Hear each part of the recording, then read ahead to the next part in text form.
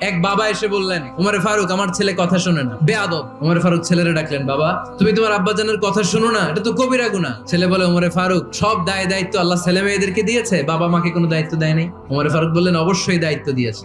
তাহলে বলেন আমার বাবার দায়িত্ব কি?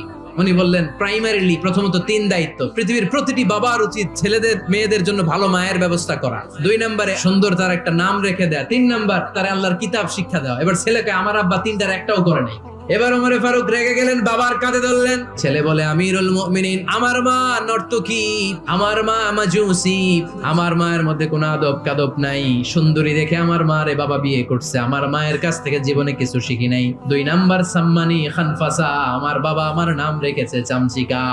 ওয়ালাম ইউআল্লিমনি হারফাম মিন কিতাবিল্লাহ, আমিরুল মুমিনিন, শুধু তাই না আল্লাহর কোরআনের একটা অক্ষর আমার বাবা কোনোদিন আমারে শিক্ষা দেয় না। ওমর ফারুক রেগে গেলেন, এবার বাপের কান্দে দইরা মারতে শুরু করলেন। তুই পোলার নামে